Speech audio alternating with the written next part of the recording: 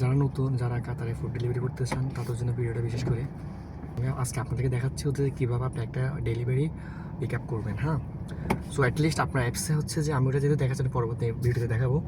At least হচ্ছে যে আপনার অ্যাপসে হচ্ছে একটা অর্ডার আসবে, ঠিক আছে?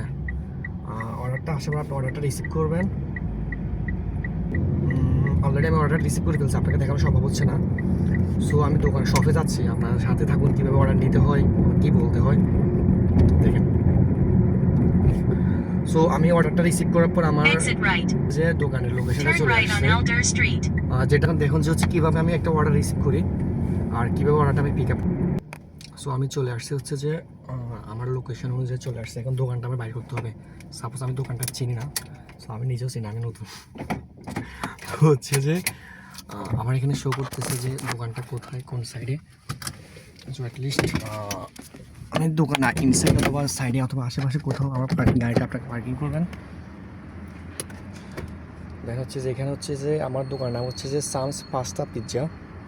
এখানে দোকান নাম্বার, অর্ডার কোড নিচে দেওয়া আছে। সো আমি যেহেতু দোকানটা চিনি না, সো কাউকে জিজ্ঞেস করে করে যেতে হবে।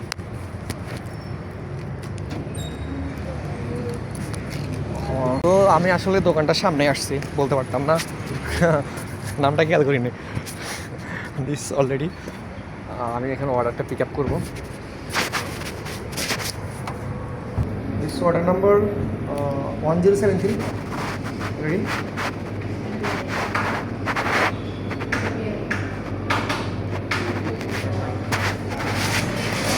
সাইন।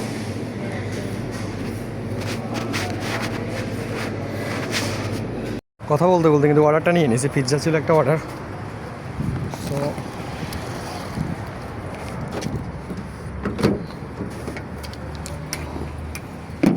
হচ্ছে 22 কিলো। হ্যাঁ, আসলে যে আমাদের কোম্পানি থেকে বলা হচ্ছে যে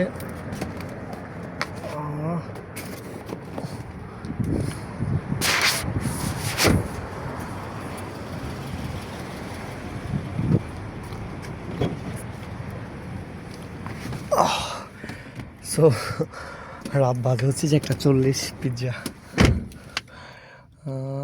দিস প্লেস 23